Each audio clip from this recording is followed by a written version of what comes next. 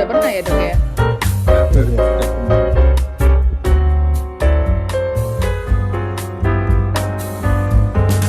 Diulang atau ada permintaan atau gimana?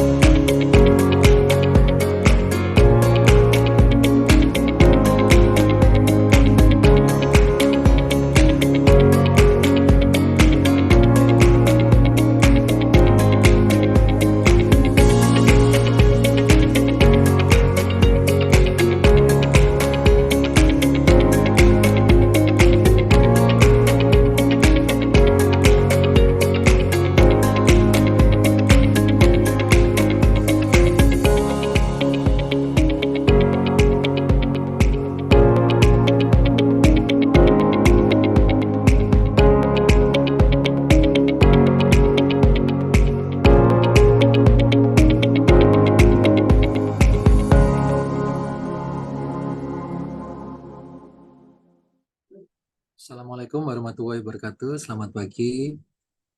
Yang kami hormati seluruh guru besar, senior, dan sejawat. Peserta setia tas tanya apa saja dipersembahkan oleh Departemen Obstetri dan Ginekologi Fakultas Kedokteran Universitas Erlangga bekerja sama dengan POGI Cabang Surabaya. Semoga Prof. Dokter sekalian dalam selalu kondisi sehat. Dan kali ini adalah tas yang seri ke-140 dengan topik urogin, yaitu keputihan dan tata laksananya. Yang bertindak sebagai narasumber pada hari ini adalah Dr. Hari Paraton, SPOG Spesialis Urogin, dan Dr. Trihastono, SPOG, dan yang bertindak sebagai moderator adalah Dr. Rizka Wahyuning Tias, SPOG. Baik, karena Dr. Brahmana sedang perjalanan ke Taiwan, tidak bisa membuka, saya persilakan langsung saja kepada moderator, Dr. Rizka, untuk bisa memandu acara tas. Silakan, Dr. Rizka. Baik, terima kasih Dokter Pandu. Assalamualaikum warahmatullahi wabarakatuh. Waalaikumsalam. Selamat pagi semua yang terhormat kepada Profesor, Guru Besar, serta sejawat yang mengikuti tas hari ini. Alhamdulillah hari ini kita bertemu lagi di tas sesi urogin dengan topik yang cukup penting ya karena keputihan ini cukup sering kita temukan di lapangan baik itu pada remaja sampai dengan wanita menopause. Baik, tidak panjang lebar, langsung saja mungkin kita akan mendengarkan pemaparan sedikit materi highlight sedikit dari yang pertama mungkin kami persilakan kepada Dr. Trihastono SPOG. Ya, baik. Terima kasih, Dr. Rizka. Baik yang terhormat ya kepada Dr. Pandu dan Dr. Hari Paraton dan Dr. Rizka sebagai moderator, Prof. dan Dokter dan sejawat yang hadir di acara tas ini. Jadi, mohon izin Dokter Hari, saya tampilkan dulu presentasi. Ya.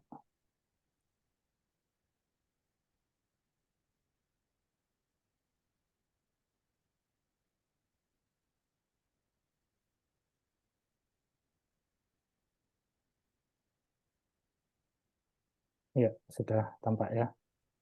Baik. Ya, ya, jadi saya sebenarnya menggantikan Dokter Gatot ya ini ya. Mungkin apa namanya slide-nya ya saya siapkan agak cepat ini. Ya, baik. Jadi keputihan di vagina itu jadi ada yang normal ya. Jadi keputihan yang normal itu yang bagaimana? Nah, dengan yang abnormal kadang sulit dibedakan bila tidak ada keluhan. Sedangkan keputihan yang fisiologis itu biasanya dari secret mucoid endocervix, kemudian dari sel epitel maupun flora normal vagina dan dari transduct vagina. Normalnya volumenya itu 1 sampai 3 cc, cairan per 24 jam dan warnanya putih atau transparan, encer atau kental dan yang paling penting ini tidak berbau. Kemudian pada usia reproduksi ya, jadi apa namanya estrogen berperan penting di epitel dari vagina yang membuat kaya akan glikogen sehingga glikogen ini untuk lactobacillus ya diubah jadi glukosa menjadi asam laktat kemudian menjadikan lingkungan vagina yang asam sehingga menjaga flora normal vagina dan ini berperan dalam menghambat pertumbuhan organisme patogen. Nah, normal dari pH vagina itu antara 4 sampai 4,5. Baik, keputihan sendiri yang abnormal. Jadi biasanya kita sebut vaginitis ya. Biasanya disebabkan karena infeksi, peradangan, perubahan flora normal vagina. Nah, gejalanya biasanya meliputi keputihan yang abnormal, yang berbau, ada gatal atau rasa yang tidak nyaman. Ya, biasanya penyebabnya ada 2, infeksi dan non-infeksi ya. Nah, 70-90% ini karena infeksi. Infeksinya apa saja? Paling sering yang 3 di atas, biasanya bakterial vaginosis, candidiasis, dan trichomoniasis. Sedangkan IMS lainnya yang perlu diperhatikan adalah chlamydia dan gonorrhea. Kemudian untuk yang non-infeksi, ini kita juga harus mengeksklud ya, ada pemeriksaan bisa atrofi vagina, kemudian mungkin atopik atau alergi, PID, adanya benda asing, fistula maupun keganasan. Nah, dari 3 yang besar tadi infeksi itu 40-50% biasanya karena bakteri vaginosis, kemudian candidiasis sekitar 20-25%, sedangkan pada trichomoniasis itu 15-20%. Ya. Kemudian bakterial vaginosis. Nah, ini paling sering terjadi ya, biasanya karena gangguan mikrobiom di vagina, di mana berkurangnya lactobacillus, sehingga ada flora-flora lain yang mengganggu keseimbangan dari mikrobiota di vagina. Nah, 90% ini bila simptomatik, maka akan ada keluhan keputihan. Biasanya akan menimbulkan bau yang tidak normal, konsistensi dari cairannya biasanya bisa encer, putih, homogen, dan menjadi dinding vagina. Sedangkan pada serviks tampak normal ya. Dan pada penemuannya ini pada mikroskopik biasanya klusel ini akan banyak sekali ditemukan, kemudian kumpulan dari bakteri-bakteri dan peningkatan dari Coccobacillus. Nah, pH-nya ini juga akan meningkat karena apa namanya lactobacillusnya berkurang ya. Kemudian candidiasis vaginalis. Nah, ini 90% penyebabnya adalah albikan. Kalau asimptomatik, memang tidak perlu terapi. Gejalanya ada gatal, rasa panas di area vulva, nyeri, iritasi ya, sehingga menyebabkan dispareni dan disuria. Nah, cairannya ini biasanya lebih kental. Ada yang bilang seperti keju ya, seperti keju, tapi bisa juga mulai dari encer hingga kental. Nah, pada vulvanya biasanya ada eritema, ekskoriasi, dan tampak pustulopapular pada tepi dari eritema di daerah vulva. Sedangkan dinding vaginanya, biasanya vaginanya itu eritematosa, dan sekretnya yang menempel itu seperti kutlek. Kutlek itu mungkin kalau kita konsistensi seperti yogurt seperti itu ya. Dan serviksnya juga normal. Nah, mikroskopiknya ada stereotype, kemudian ada yeast-nya ya, dan pH-nya ini bisa normal atau kurang dari 4,5. Sedangkan pada trichomonasiasis vaginalis, ini merupakan ini ya, termasuk IMS juga, kemudian sering asimptomatis, dan gejalanya lebih dari 50% dapatkan adanya keputihan.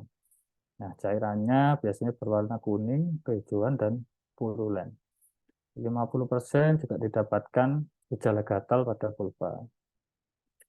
Dan di serviksnya ya, biasanya tampak punctat hemorrhage atau disebut biasanya strawberry cervix.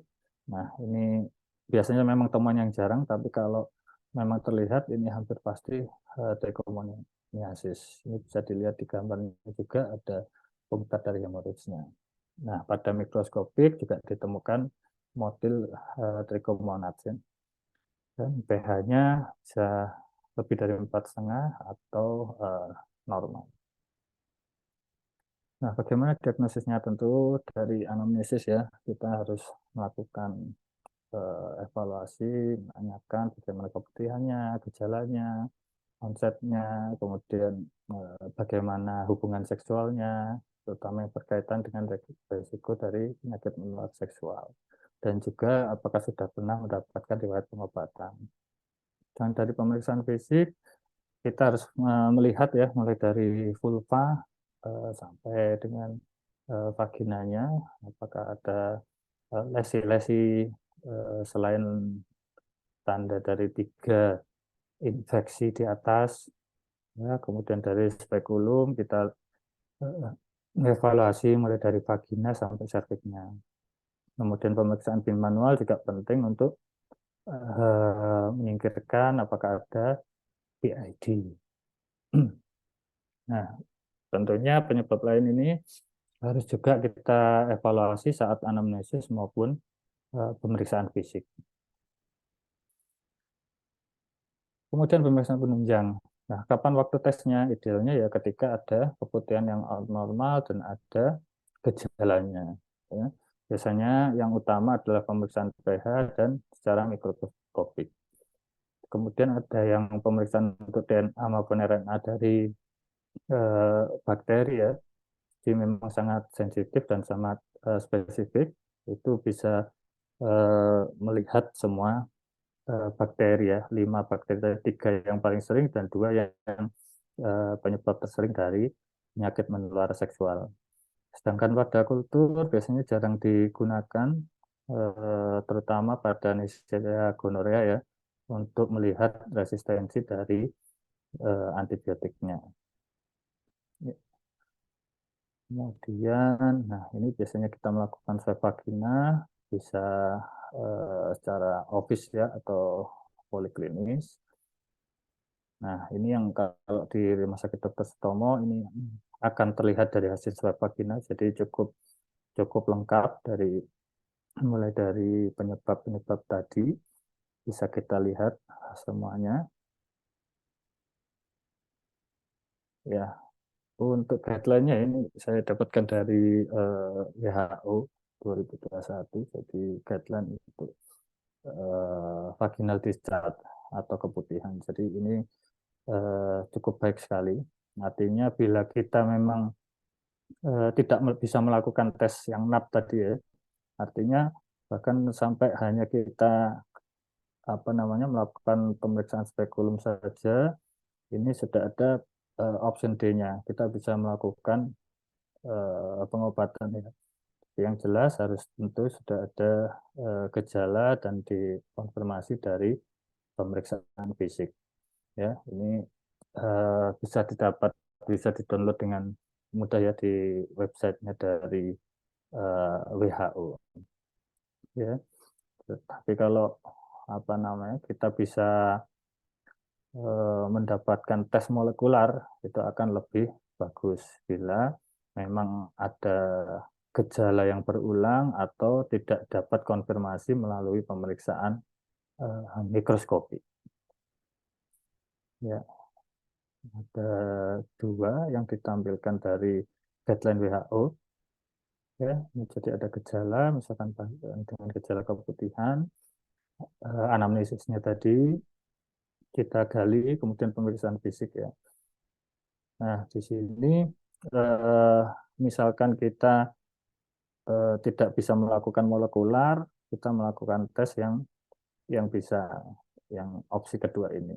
Apabila tidak bisa dari pemeriksaan fisik, juga bisa kita lakukan eh, apa eh, pengobatan ya. Dari diagram ini kita pemeriksaan, misalnya tidak ada tanda-tanda cervicitis, artinya kemungkinan penyebabnya adalah 3 bakteri yang utama tadi, bakteri vaginosis, candida, atau eh, trichomoniasis ya. Nah, ini setelah misalkan tidak ada cervicitis, ini kita melakukan pengobatan BB atau trichomoniasis, atau misalnya kita temukan dari gejala khasnya candidiasis. Nah, dan bisa kita tawarkan juga untuk pemeriksaan HIV. Ya. Cuman perlu diingat, bila memang gejala atau keputihan tidak membaik, tetap harus kita lakukan rujukan untuk pemeriksaan yang lebih lanjut. Ya. Dan ini tata laksananya juga saya ambil dari WHO ya, untuk BB, trichomoniasis maupun candida albicans ya. Jadi untuk kehamilan ini juga disebutkan di sini, bila memang tidak eh, menguntungkan atau memang tidak memberikan pengobatan yang baik untuk ibunya, ya sebaiknya dihindari pada pemberian trimester awal. Ya.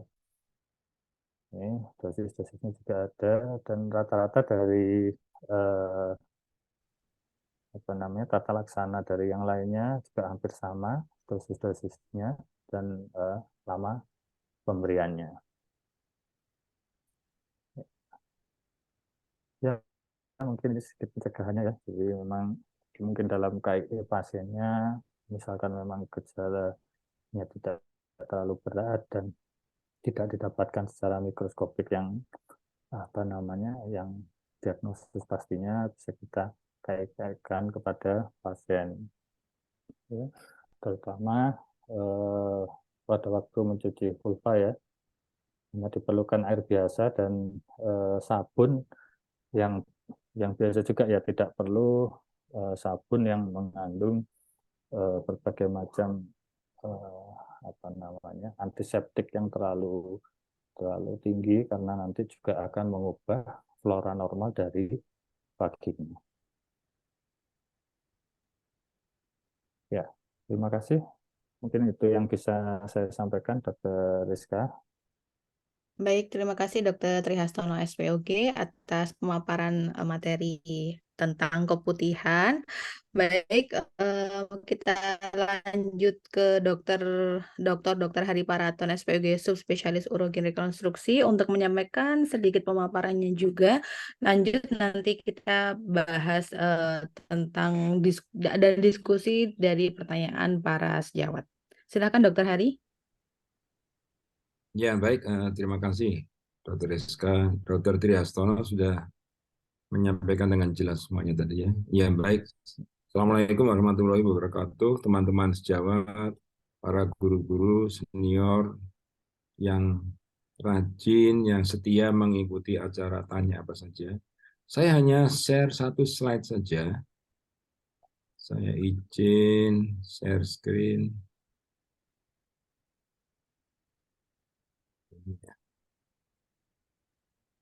Baik,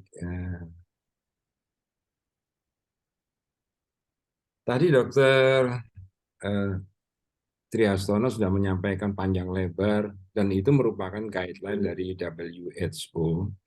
Saya ingin satu slide saja untuk mempermudah. Pada pengalaman praktek sehari-hari, teman-teman semuanya kan yang tujuannya adalah menegakkan diagnosis secara pasti, ya, secara pasti. Nah, seperti apa sebetulnya keputihan ini? Kalau datang ke tempat praktek, kita bisa diagnosisnya lebih tepat atau akurasinya lebih tepat, waktunya tidak bertele-tele, kemudian pengobatannya juga lebih mantap. Ya, tadi dikatakan Dokter Triastono tadi ada beberapa option, kalau nggak sempat periksa ini, nggak sempat periksa ini, dan kenyataannya sih, kalau saya yakin di tempat praktek lebih banyak nggak sempatnya meriksa lab dan lain sebagainya ya. Jadi pemeriksaan lab itu saya mengadviskan kalau memang kasusnya itu residif, ya, berulang, kemudian persisten, nggak sembuh-sembuh, itu wajib ya kita melakukan tes-tes yang tersedia di wilayah kotanya masing-masing, ya, semaksimal mungkin, makin optimal makin bagus. Jadi kalau saya saringkan saja, jadi vaginal discharge itu kan keluarnya macam-macam keputihan, ya. Nah, keputihan tadi sudah disampaikan ada dua, fisiologis dan patologi. Yang fisiologi itu biasanya jernih, nggak ada baunya, dan kalau ada agak keruh itu biasanya pada premenstruasi. Kalau jernih sekali sampai basah-basah, seringkali risih. Nah, itu tanyakan saja masa subur atau tidak, atau menggunakan preparat estrogen atau tidak. Ya. Dan kalau itu terjadi akibat rangsangan seksual dan sebagainya, ya sudah wajar. Ya. Nah, kalau yang patologi ada dua, infeksi dan non-infeksi. Non-infeksi kita arahnya keputihannya sama ya, biasanya putih biasanya. Dan kemungkinan benda asing, barang-barang bahan-bahan kimia atau kanker ya. Nah, biasanya saya tanyakan pertama kali itu warnanya. Ya, warnanya apa? Kalau putih, kita langsung mengarah ke Candida ya. Dan kalau Candida yang paling khas apa? Selain warnanya putih, konsistensinya. Dia seperti kanil ya, seperti santan atau susu yang pecah. Jadi keputihannya itu hancur seperti tepung kalau kita gerus. Kemudian juga ada tanda lain pada Candida itu, yang khas adalah nyerinya. Nah, ya nyeri. Nyerinya itu ada di permukaan, di introitus, karena memang lesinya dari sana. Ya, kebanyakan lesinya itu ada di introitus, bahkan sampai kadang menyebar sampai ke lipat paha. Nah, kalau keputihannya itu kekuningan, nah yang saya tanya baunya. Kalau baunya ya konsistensinya kekuningan seperti susu kental manis, yang saya tanya baunya. Kalau itu baunya menyengat sekali, baunya tajam, terutama suaminya mengeluh kalau pasca koitus, sudah itu BV, ya itu BV. Kalau nggak ada baunya, kemungkinan trichomoniasis. Ya. Nah, kalau warnanya agak kecoklatan, baunya busuk, nah udah larinya ke CA. Apalagi pasiennya sudah tua dan sebagainya. Ya. Atau ada benda-benda asing di dalam vagina. Itu biasanya agak kecoklatan, kotor, dan baunya busuk. Nah, nyerinya trikomonas itu khas ya, karena kita patofisiologinya, tadi Dr. T sudah menyampaikan, ada di serviks yang namanya strawberry appearance. Dan trikomonas ini bisa masuk menjadi cervicitis, endometritis, adnexitis, sampai dengan salpingitis, PID. Nah, hati-hati kalau sampai sini. Ya, berarti dia gejalanya adnexitis, trikomonas yang sudah. Nah, tinggal kita spekulum, upayakan spekulum ya, upayakan spekulum. Kalau serviksnya kemerahan, ya ada trikomonas yang tadi seperti stroberi. Kalau dia bercak putih-putih, ya Candida. Itu memperkuat saja. Nah, ada satu penelitian yang menarik teman-teman, bahwa dengan anamnesis dan pemeriksaan fisik saja, trikomonas itu bisa terdiagnosis antara 84 sampai 99%. Kan akurasinya cukup tinggi, sehingga Anda teman-teman bisa langsung terapi. Pada BV ini agak rendah, ya BV itu agak sulit kelihatannya. Itu antara 70 sampai 80%. ketepatan diagnosis berdasarkan anamnesa dan pemeriksaan saja. Nah, pada kandidiasis cukup tinggi, 84-85%. Ya, jadi dengan anamnesis, pemeriksaan singkat saja. Jadi upayakan spekulum ya untuk dilihat. Apalagi kalau keputihannya kronis, diobati nggak sembuh-sembuh, kadang-kadang baunya pekat, ada riwayat kontak bleeding, ya udah harus di spekulum ya. Kita harus curiga ini suatu keganasan. Untung-untung kalau ditemukan polip atau miom dan sebagainya, ya itu untung. Tapi kalau keganasan kita bisa terdeteksi sejak awal. Nah itu secara singkat saja. Bagaimana kalau herpes? Herpes biasanya keputihannya nggak banyak, tetapi gatal dan nyerinya yang sangat dominan. Ya. Nah, saya ingin menambahkan yang teman-teman yang kadang-kadang menemukan kasus ya. Karena klamidia dan trichomonas, makanya ada klamidia trichomoniasis, itu udah double. Karena ada di tuba. Artinya apa? Kalau Anda, teman-teman nanti operasi, kemudian mendapatkan salpingitis, kemudian dipecah, kalau masih ada bakteri-bakteri atau parasit ini, dia akan menyebar ke dalam perut kan. Nah, akibatnya apa? Hati-hati, peritonitis. Jadi obati sekali. Ya. Kalau ada perlengketan yang kita bongkar perlengketannya, ya biasanya itu tubanya yang oklusi, nutup, atau dia lengket di mana-mana. Dan kita bongkar. Pada waktu lengket itu masih stabil, kondisi imunitas permukaan peritoneum dengan perlengketannya itu stabil. Justru kalau kita bongkar, maka ada kemungkinan infeksinya menyebar. Nah ini hati-hati ya. Kalau saya biasanya, saya langsung cek dengan laboratorium, apakah ada leukositosis pasca operasinya, ada kenaikan suhu, ini untuk memperkirakan pemberian obat.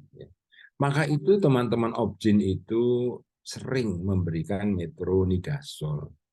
Karena itu ya, karena bukan untuk anaerobnya, tapi kemungkinan trichomoniasisnya yang kedua.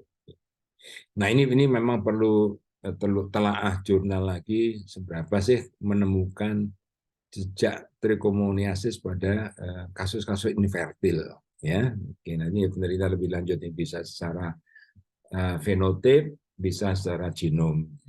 Itu saja dari saya stop share, kita coba untuk diskusi aja ya. Jadi ini artinya meyakinkan teman-teman bahwa dengan anamnesa yang bagus, pemeriksaan sederhana saja, itu akurasinya tinggi. Ya. Yang penting kan diagnosisnya ya. Saya tidak menganjurkan teman-teman dikit-dikit main bom ya. Pokoknya kemudian di bom 3 macam itu ya sembuh semua. Tapi kan tidak seperti itu ya. Kita harus diagnosisnya yang akurat, terapinya yang tepat. Baik, saya kembalikan ke Dr. Rizka selaku moderator. Baik, terima kasih Dr. Hadi Paraton atas materi singkatnya ya. Jadi kita langsung saja menuju ke pertanyaan. Ini sudah ada beberapa pertanyaan yang masuk, Dok. Yang pertama, ini anonim. Pertanyaannya adalah untuk keputihan karena atrofi vagina, apakah tetap perlu diberikan antibiotik dan apakah bisa dipertimbangkan pemberian hormon estrogen? Bila diberikan, berapa lama pemberian estrogen dan sediaan apa? Mungkin bisa saya berikan kepada Dr. Trihasono dulu. Ya, baik, terima kasih Dr. Rizka. Ya, jadi kalau memang keputihannya karena atrofi vagina ya, dan misalkan sudah di swab vagina juga tidak ada bakteri atau infeksi yang lain ya, seperti Dr. Hari sampaikan tadi, nggak perlu dibom ya dengan antibiotik ya. Jadi memang kalau pada atrofi vagina itu mukosanya menipis dan resiko lebih sering terjadi infeksi. Tapi bila memang hanya bisa, kemudian keluhannya sudah berkurang, ya tidak perlu kita berikan antibiotik ya. Kecuali memang sudah ditemukan bakteri dan ada gejalanya ya, gejala dan keluhannya, itu baru ini bisa kita berikan antibiotik. Kemudian tadi pemberian hormon ya, hormon Ya, estrogen ya. apakah perlu Ya. hormon dan berapa lama, Dok? Jadi memberikan terapi hormon untuk pada menopause, memang ada apa namanya keuntungannya ya, artinya mengurangi gejala atrofi dari vagina. Jadi biasanya sekarang kita sebut dengan genitourinary syndrome of menopause ya. Jadi tidak hanya vagina tapi ada urinarinya juga. Jadi memang akan memperbaiki. Cuman memang perlu diperhatikan karena dari Cochrane ya, review Cochrane-nya itu ada resiko-resiko. Artinya dia tidak membatasi berapa lama, hanya dari review ya. Dari review ada misalnya penggunaan selama 2 tahun itu meningkatkan resiko tromboembolisme. Kemudian setelah 7 tahun ada resiko terjadi stroke ya. Kemudian selama 7 tahun biasanya resiko kanker yang lainnya itu juga meningkat. Jadi bila memang diperlukan atau untuk mengurangi gejalanya, biasanya kita bisa memberikan preparat yang dosis rendah ya, yang krim itu sekarang sudah ada juga. Ya, mungkin itu Dokter Rizka. Baik, terima kasih Dokter Tri. Mungkin Dokter Hari ada tambahan, Dok? Ya, yang saya coba nimbrung aja. Jadi kalau memang menghadapi pasien seperti ini, kita tanyakan dulu aktivitas seksualnya. Apakah dia masih aktif seksual ataukah tidak. Karena kalau memang tidak, ya kita tidak terlalu masif untuk memberikan terapi. Ya, karena terapinya kan ini bisa berhasil, bisa tidak. Dan kalau dia tidak aktif secara seksual, maka kebutuhannya juga mungkin kebutuhan biasa. Yang bahkan kita mencurigai ini suatu erosi atau arahnya ke sana. Jadi kita pastikan dengan pap smear dan lain sebagainya. Tapi kalau ini aktif secara seksual, maka rasanya kalau memang dia kebutuhan akan lendir, akan kebutuhan akan penikmatan seksualnya, ya harus kita terapi secara hormonal. Dan kalau hormonal memang dulu ada krim ya, Dokter Rizka, Dokter Tri itu. Sekarang nggak tahu krimnya masih ada lagi apa enggak ya sekarang ini. Krimnya Masih ada Krim masih ada, Dok, krim estrogen. itu krimnya itu estradiol. Estradiol itu kelompok estrogen yang lemah sekali, tetapi absorpsinya paling tinggi. Nah, sehingga dia nyantol di mukosa-mukosa.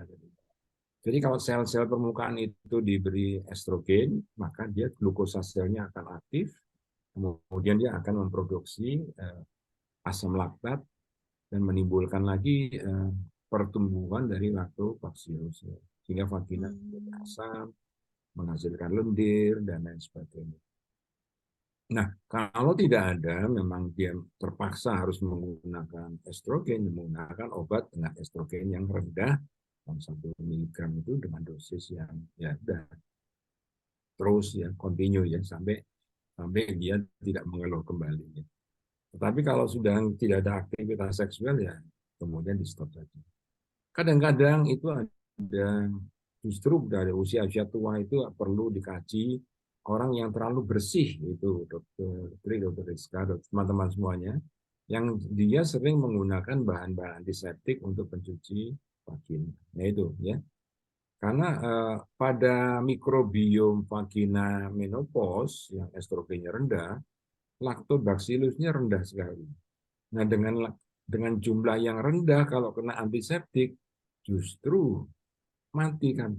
Kalau mati nanti konsepnya mengarah ke BV seperti disampaikan Dr. Tri. Maka kemudiannya nggak selesai. Jadi kuncinya apa?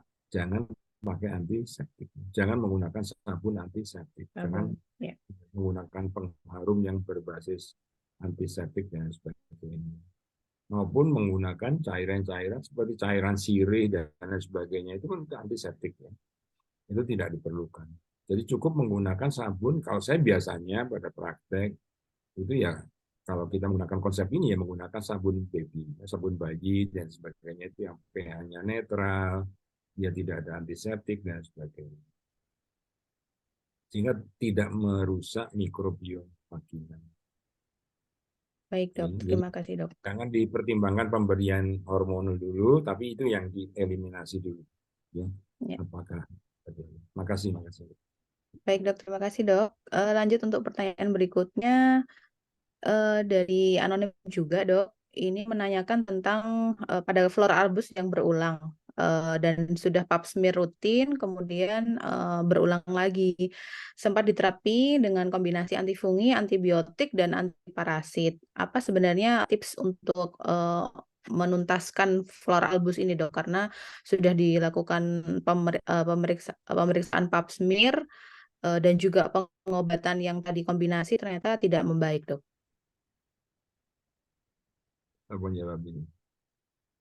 Mungkin dokter Baik, dokter Hari Maraton. Oh enggak dok. baik.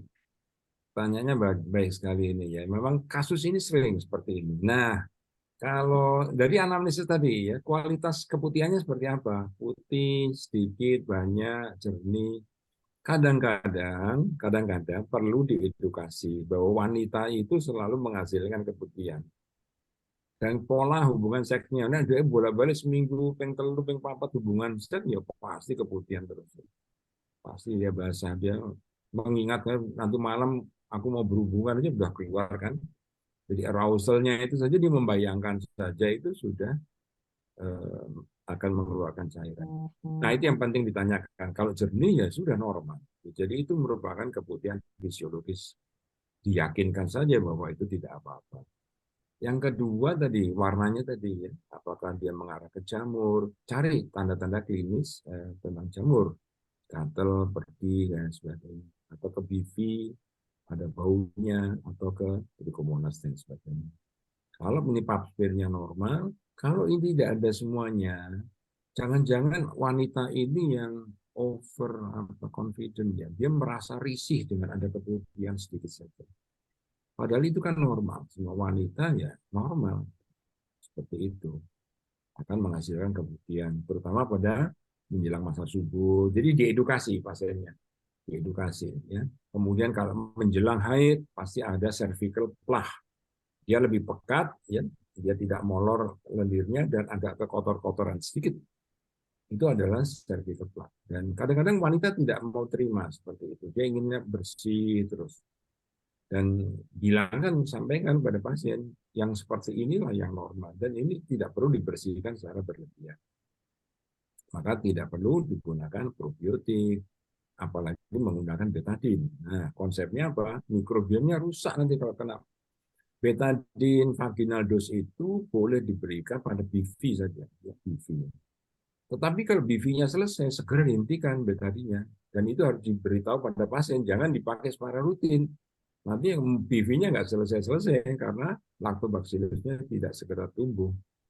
Nah, jadi antiseptik itu sekali lagi hati-hati penggunaannya. Dan ini yang traveling dokter namanya, sering pindah dari satu pasien ke pasien yang lain. Kalau ini tidak ditemukan, lihat komorbid, apakah dia punya diabetes mellitus, ya, atau kemungkinan dia punya sakit yang berbasis imun, ya, jadi memang mikrobiom vaginanya mudah berubah. Nah, pada kasus-kasus seperti ini kita harus bijaksana. Lebih, kalau saya lebih merekomendasikan untuk membersihkannya secara benar tadi. Ya, sesering mungkin membasuh vagina dengan air saja.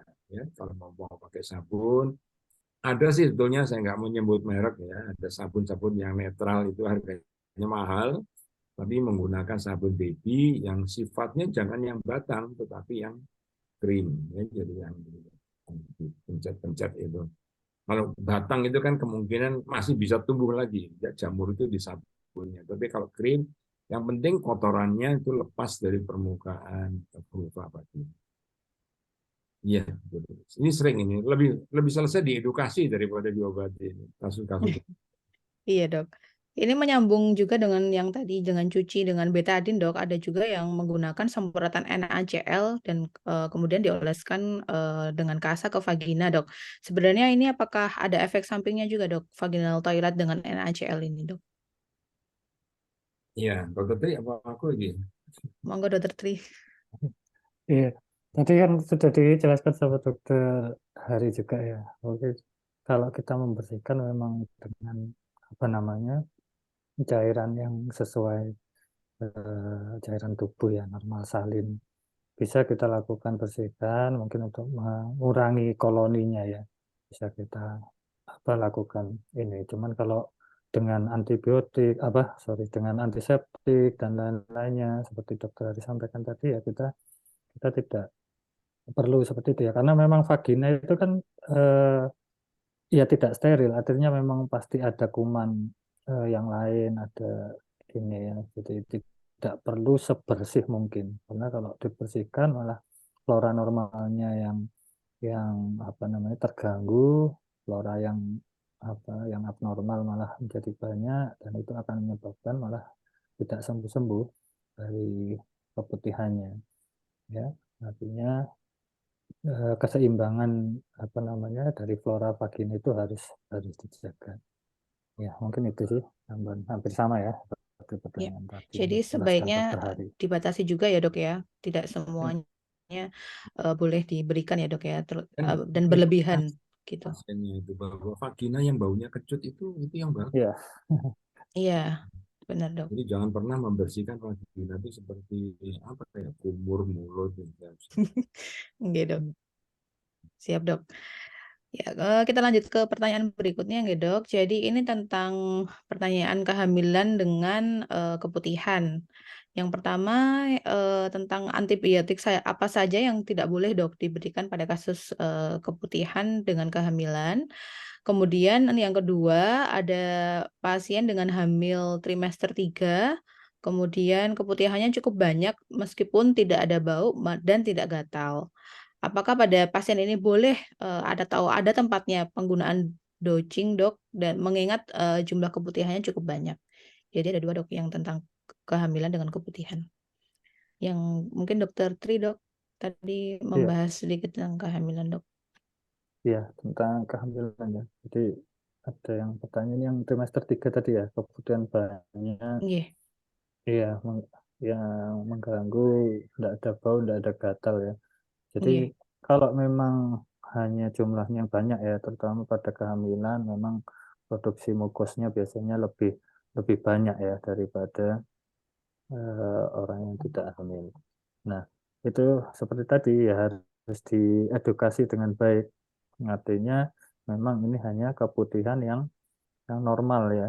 Jadi kita selama tidak ada gejala, tidak ada keluhan yang berkaitan dengan infeksi dari bakteri, ya sebaiknya kita hanya perlu mengedukasi dari pasiennya. Tidak perlu, artinya eh, pengobatan atau antibiotik yang empirik itu sebenarnya harus dihindari ya ketika pasien memang tidak ada bukti benar-benar terjadi infeksi baik dari anamnesis, pemeriksaan fisiknya maupun secara mikroskopiknya. Ya, mungkin itu Dokter Rizka. iya dok. Kemudian antibiotik yang dilarang dok, yang tidak boleh diberikan pada saat hamil dok. Jadi kalau metronidazol dan ini ya sebenarnya kategori C ya. Kalau saya kategori C. Cuman tadi di guideline dari WHO memang dijelaskan sebaiknya penggunaannya semuanya dihindari pada trimester 1 ya. Karena memang pada waktu itu bisa menyebabkan ini ya efek teratogenik ya, meskipun memang bukti secara luasnya memang tidak ada, cuman memang tetap harus dihindari eh, dan boleh diberikan bila memang memang ada infeksinya ya, memang menguntungkan untuk pengobatan. Tapi kalau lebih merugikan ya sebaiknya dihindari ya, hanya dengan vulva hygiene dia menjaga lingkungan vaginanya, saya rasa akan dapat membaik dengan sendirinya. Ya. Ya, mungkin dari dokter Hari ada tambahan lagi dok. Iya, jadi yang penting tadi saya menekankan dokter tadi tentang diagnosisnya. Jadi orang hamil itu serviknya cenderung ektropion, menghasilkan mukus. Kemudian dengan penekanan bayi yang makin besar, terjadi apa namanya kayak udematus darah sel-sel, dan sel-sel yang udematus di permukaan vagina itu cenderung menghasilkan cairan, jadi memang banyak. Jadi yang diyakinkan aja, sering dibasuh, Bu, sering pakai apa, sering ganti celana, udah gitu aja. Ya. Nah, kecuali kalau memang kita curiga BV, curiga Trichomonas dan Candida yang persisten, yang memang apa, bukan persisten, yang secara klinis dia menimbulkan infeksi, gatal, bau, dan itu harus diobati. BV itu menyebabkan KPD kira-kira saya pernah baca itu antara 25 sampai 50 sekian persen. BV itu bisa menyebabkan ascending infection dan menyebabkan KPD. Jadi kalau usia tua dan sebagainya, di mana imunitasnya nggak terlalu bagus, ya hamil, hati-hati, ya, itu harus kita jaga betul tentang kemudian itu. Kalau di luar negeri itu selalu di swab cerviknya, kemudian tidak diobati. Nah, kalau ketemu bakteri ya disimpan saja, kan itu kan koloni.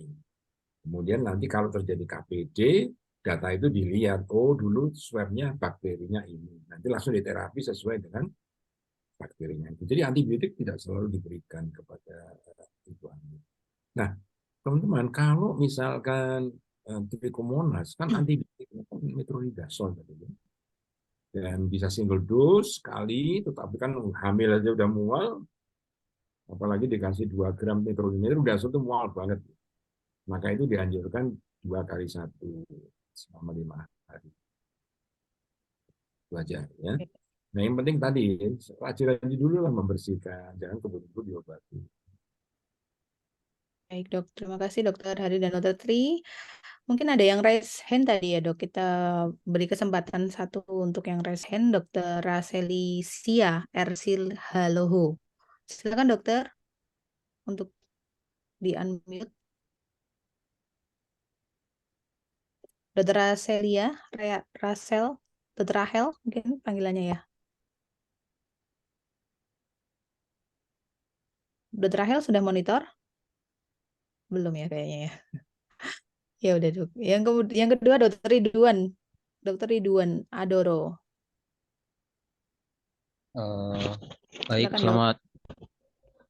Terdengarkah dok? Suara saya dok? Iya, sudah dok. Silakan dok. Ya dok. Selamat pagi rekan sejawat sekalian. Selamat pagi dokter Hari, dokter Tri, dan dokter Rizka. Eh, ini yang saya tanyakan dok. Kalau misalnya ini kan kasusnya kan infeksi ya dok. Infeksi itu kan bisa aja bakteri, bisa aja virus, bisa aja jamur. Cuma kan kasusnya ini kan yang dia saya sih lebih, kalau misalnya yang pada wanita normal tidak hamil sih mungkin oke lah, masih bisa diterapi dengan kondisi pasiennya tidak ada penyakit penyerta lain, kondisinya normal, tidak ada penyakit penyerta lain.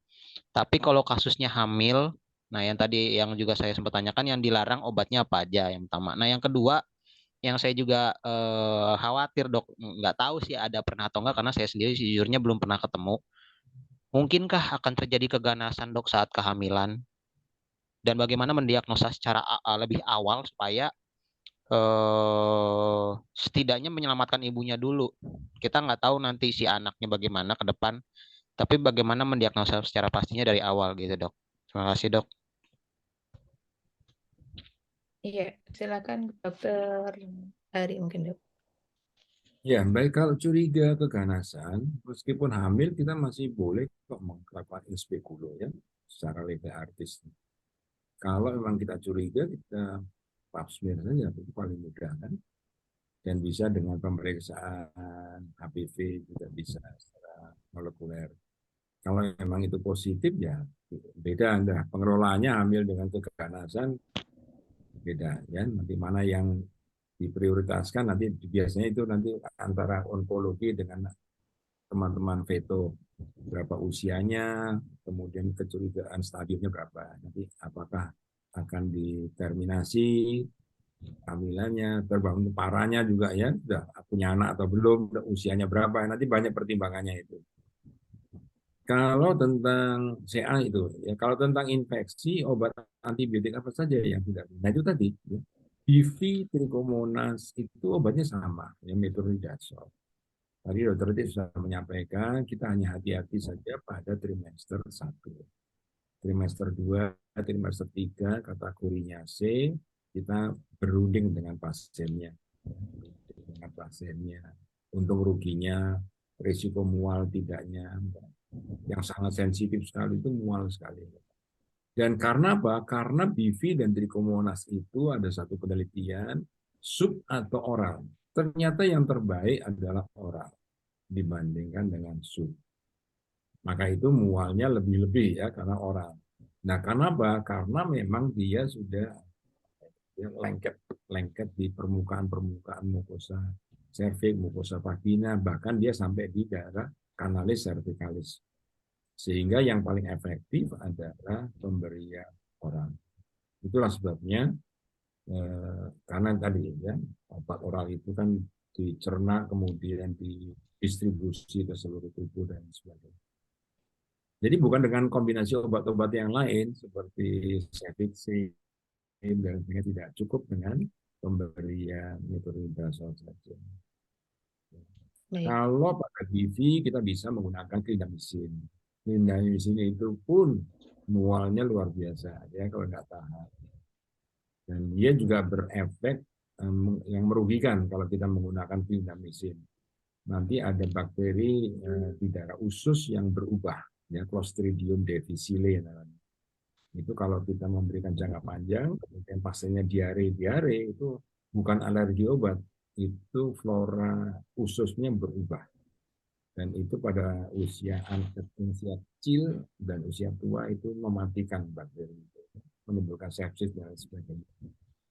Jadi kalau saya milih nomor 1 ya metronidazole. Baik, Dok. Jadi jangan dikombinasi dengan antibiotik yang lain yang justru akan mematikan norma flora tubuh. Baik, Dok. Itu ya. Siap, Dok. Terima kasih, Dokter Hari. Ini karena keterbatasan waktu, kita tinggal 8 menit. Mungkin saya akan memilih 1 sampai 2 pertanyaan lagi. Mungkin tentang ini, Dok. Ada keputihan pada anak-anak, Dok.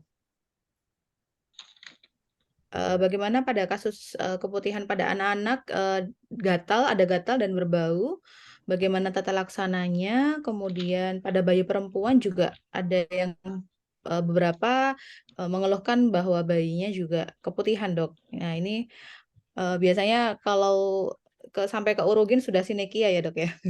Seperti ini. Mungkin ada ini, Dok, ada masukan, Dok, Dokter Tri, silakan, Dok. Ya, baik.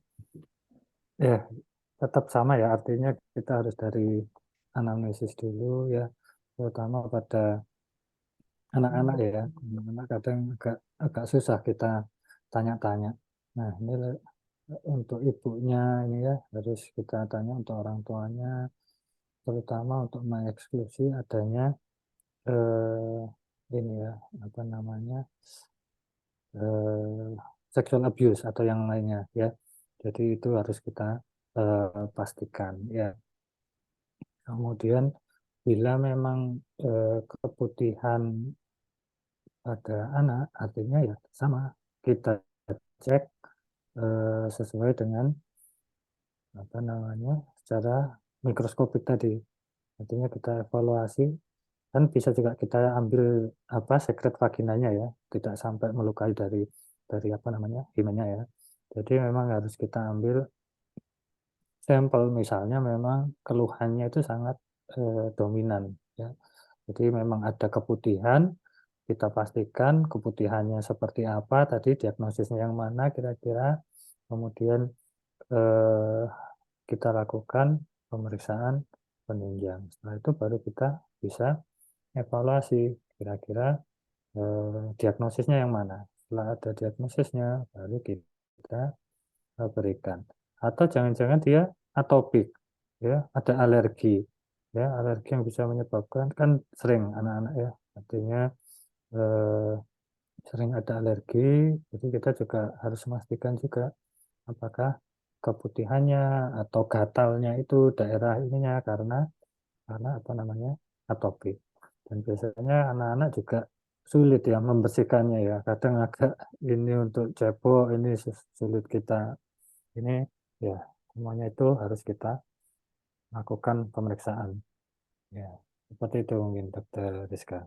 Ya, baik, berarti sama aja ya dok ya. Cuma untuk anak-anak kita lebih hati-hati untuk pengambilan sampel swab vaginanya, jangan sampai terkena himen gitu ya dok ya. Dan juga evaluasi penyebab lainnya seperti sexual abuse atau PI, dan juga anamnesis mengenai vulva vagina hygiene selama ini ya ke orang tuanya gitu ya dok ya. Baik, kemudian untuk yang berikutnya tentang penggunaan probiotik oral dok, sebenarnya apakah sudah ada evidence-nya ini dok untuk kesehatan vagina? Mungkin dokter Hari dok? Ya, baik. Tadi yang tentang bayi, tadi kalau bayi kecil itu kalau dia dapat hormon estrogen dari ibunya kadang-kadang, maka akan muncul keputihan dan itu normal saja disampaikan kepada pasien. Yang penting lagi ada anak, kalau anak itu benda asing, kadang-kadang dia memasukkan koin, biji jagung, biji kacang ke dalam vagina, kalau main-main dengan anak-anak yang lain, itu juga seringkali menimbulkan keputihan. Oke, baik. Tentang apa tadi, Dokter Rizka? Tentang probiotik dok untuk kesehatan vagina, apakah sudah ada evidence-nya dok? Biotik itu masih kontroversi teman-teman semuanya. Karena lactobacillus yang ada di komersial dengan lactobacillus pada vagina, di vagina itu ada 3 jenis lactobacillus, dan itu tidak sama dengan lactobacillus yang ada di usus. Jadi yang di komersial yang ada itu tidak cocok, tidak cocok lactobacillusnya. Dan kalau diminum, saya pernah diskusi dengan pabrik obatnya itu, bagaimana caranya lactobacillus itu dari usus masuk ke vagina. Ya seperti E. coli, jadi merambat dari anus dia masuk ke vagina. Nomor 1 itu. Yang nomor 2, bahwa sebenarnya probiotik itu memicu tumbuhnya lactobacillus yang sudah ada di vagina. Konsepnya seperti itu. Rasanya sih masih debatable, ini masih diperdebatkan. Kenapa nggak langsung aja pakai lactobacillus yang dimasukkan ke dalam vagina misalnya. Jadi dia semacam apa ya, bahan yang memicu munculnya, mengaktifasi perkembangbiakan dari lactobacillus. Jadi prinsipnya sebenarnya kalau homeostasis dari mikrobiom itu dijaga bagus, ya sudah. Jadi jangan menggunakan jelly berlebihan misalkan pada waktu berhubungan. Jangan mudah meminum antibiotik kalau sakit-sakitnya nggak perlu. Sakit tenggorokan, flu, minum antibiotik. Itu yang rusak mikrobiom vaginanya. Dan yang terbunuh nomor 1 itu lactobacillusnya. Dan kalau lactobacillusnya mati, maka bakteri yang lain kandidanya akan tumbuh. Karena lactobacillus kan fungsinya menahan, menjaga supaya kolonisasi vagina itu tidak dominan. Kalau kolonisasinya dominan, ya keputihan, kandidanya yang tumbuh. Tapi kalau lactobacillusnya yang tumbuh, nggak apa-apa, memang tempatnya di vagina, lactobacillus itu. Dan lactobacillus, sekali lagi, mudah terbunuh oleh antibiotik apapun yang kita minum. Jadi salah satu anamnesis, kalau dia sering keputihan, apakah dia sering mengkonsumsi antibiotik. Kira-kira itu masih ada waktu kan? Artinya sudah habis dok. Ini atau mungkin satu lagi dok, kita jawab satu lagi karena ternyata masih banyak dok. Iya dok, Masih banyak. mungkin ini dok, tentang treatment vaginal ozone dok. Ada beberapa jurnal yang menyebutkan tentang treatment vaginal ozone ini untuk mencegah atau preventif terhadap keputihan maupun maintenance flora normal. Sebenarnya bagaimana dok? Mungkin dokter Tri? Vaginal Ya, ozone. vaginal ozone ya. Jadi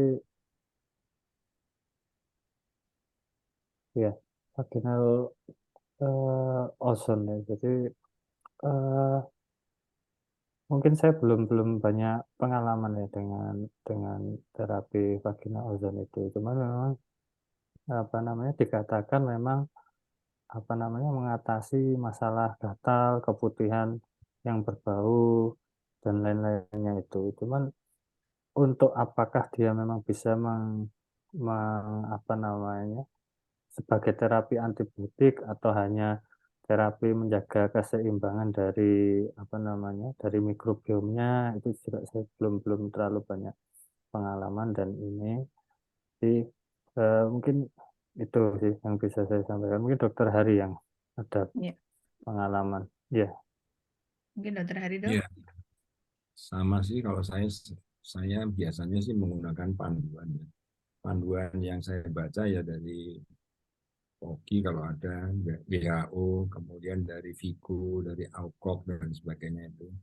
Rasanya kita tidak mengarah ke sana sama sekali ya. Jadi itu masih konsep, masih debatable juga, dan itu masih penelitiannya juga masih belum masif. Jadi ya kalau memang itu diyakini baik ya silakan saja.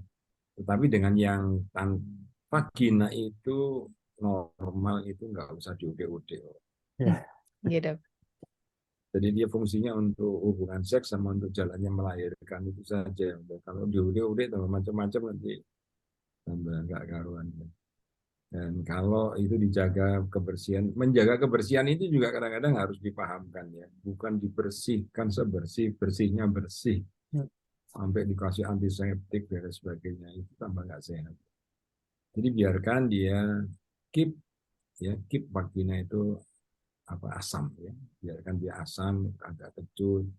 Kemudian kalau ada kotoran-kotoran sedikit, jadi vagina itu mempunyai kemampuan yang luar biasa ototnya itu. Para teman-teman yang perempuan ini, ada satu tetes waktu haid terakhir itu kan bisa dikeluarkan kan asalnya dari endometrium. Dia harus melalui vagina yang antara 7-10 cm. Satu tetes terakhir haid Anda itu keluar. Iya, Dok. Keluar.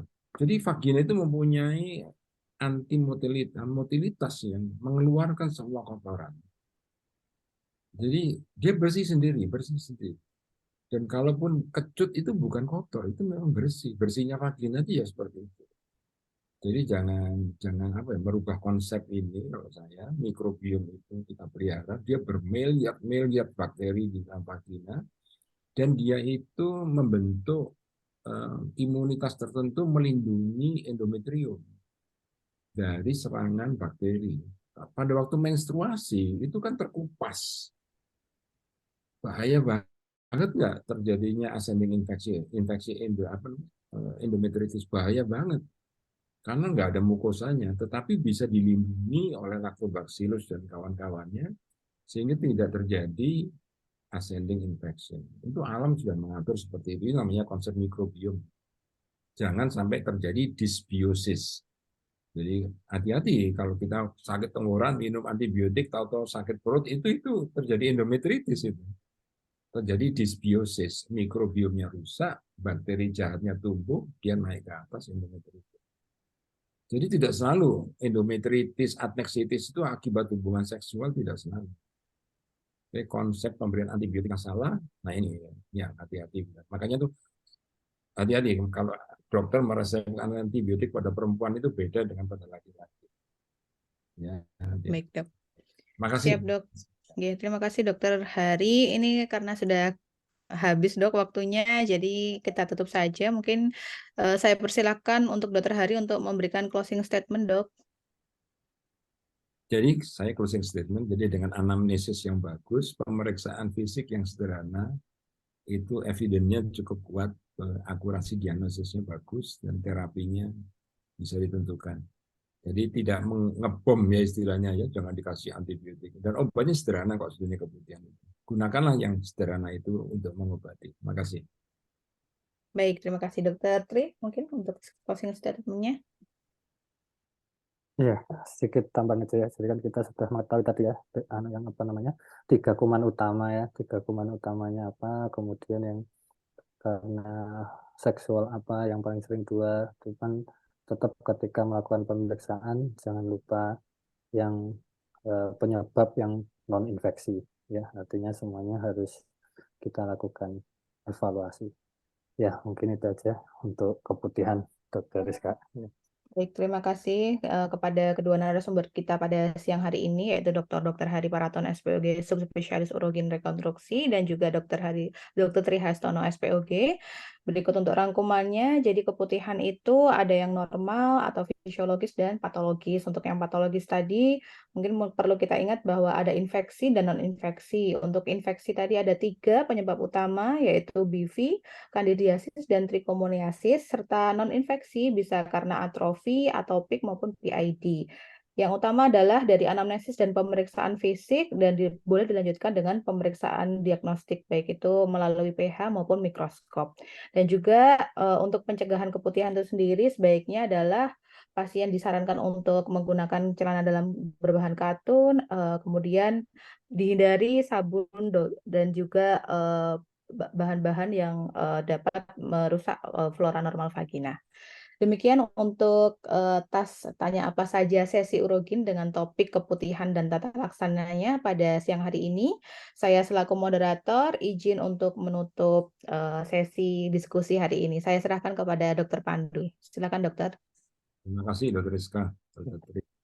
Iya, teman Dr. Hari, Dr. Rizka. Terima kasih Dr. Pandu.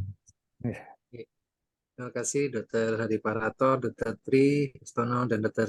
Rizka. Diskusinya menarik sekali, peserta 200 lebih, pertanyaannya banyak. Meskipun keputihan kayaknya sehari-hari gitu ya di praktek opsin, tapi ternyata masih ada beberapa yang mistreatment gitu ya. Jadi harusnya tidak perlu antibiotik, sudah diberikan antibiotik tetap di awal. Baik, terima kasih kepada kedua narasumber kita dan moderator telah berbagi ilmu yang sangat bermanfaat. Mudah-mudahan kita bisa bertemu kembali pada edisi tas berikutnya. Selamat berjumpa kembali. Salam sehat. Terima kasih. Assalamualaikum warahmatullahi wabarakatuh. Waalaikumsalam Waalaikumsalam warahmatullahi warahmatullahi wabarakatuh. Terima kasih Dr. Hari, Dr. Tri, Dr. Pandu.